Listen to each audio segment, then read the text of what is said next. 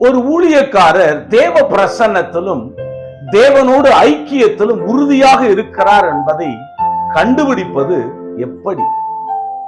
தேவனுடைய ஊழியர் எப்போதும் எல்லாரிடத்திலும் அன்பாகவே இருப்பார்.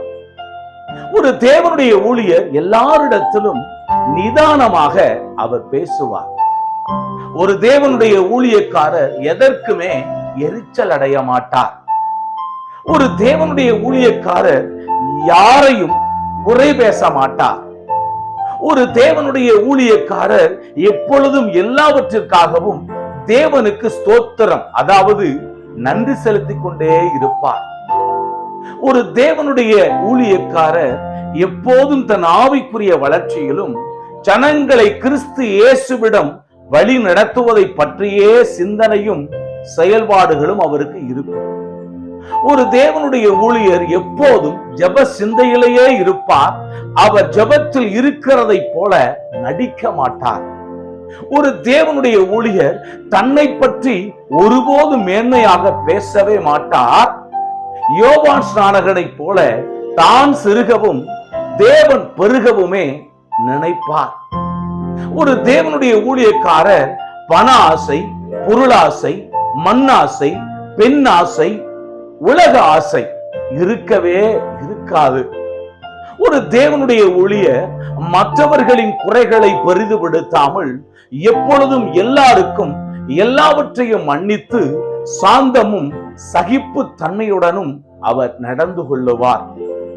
ஒரு தேவனுடைய ஊழியக்காரர் எல்லா சூழ்நிலையிலும் சத்தியத்துக்காக அவர் உறுதியாக நிற்பார்.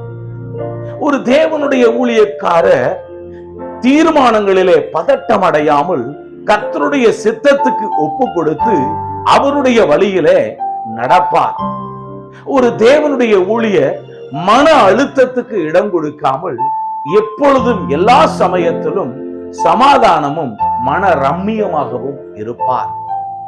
ஒரு தேவனுடைய ஊழியர் எவ்வளவு பிரச்சனை வந்தாலும் கர்த்தருடைய கரங்களிலே அதை விட்டுவிட்டு அவர் மேல் மாத்திரம் விசுவாசமாக இருப்பார்.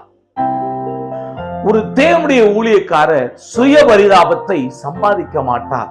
எதிலும் வெட்கப்படாத ஒரு ஊழியக்காரனாக இருப்பார்.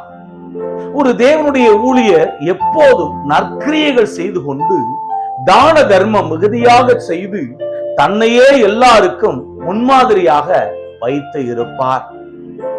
ஒரு தேவனுடைய ஊழியர் யாரையும் தூஷிக்கவோ சபிக்கவோ எதிர்மறையான வார்த்தைகளை பேசாமல் நல்ல பக்தி விருத்தியான உற்சாகப்படுத்தக்கூடிய அன்பான ஞானமுள்ள தேவனுக்கு பிரியமான அவர் மகிமைப்படுகிற வார்த்தைகளையே பேசுவார். ஒரு தேவனுடைய ஊழியர் தேவனுடைய வேலைகளுக்கே எப்போதும் முதலிடம் கொடுத்து சுயத்தை சாராமல் அதை வெறுத்து தேவனையே எல்லாவற்றிலும் சார்ந்து கொண்டு ஜீவிப்பார். ஒரு தேவனுடைய ஊழியர் எல்லாருக்கும் முன்பாகவும் தேவனுக்கு முன்பாகவும் எப்பொழுதும் யோக்கியமானவைகளையே செய்து தேவனுக்கும் மற்ற எல்லா மனுஷர்களுக்கும் முன்பாக குற்றமற்ற மனசாட்சியுடன் நடப்பார். ஒரு தேவனுடைய ஊழியர் ஊழியங்களை தவிர மற்ற வீண் அலுவல்களில் சிக்கிக் கொள்ளாமல் ஊழியம் இல்லாத நேரங்களில் எப்பொழுதும் ஜெபம், வேத தியானம் போன்ற ஆவிக்குரிய காரியங்களிலேயே மூழ்கி இருப்பார். ஆம், தேவனுக்கு பிரியமான கர்த்தரின் ஊழியர்களே, இதை போன்று நாம் வாழ்கிறோமா? இத்தகைய ஆவிக்குரிய நல்ல குணங்கள், செயல்பாடுகள் நம்மிடத்தில் உண்டா? சற்று நாம் ஆராய்ந்து பார்ப்போமா?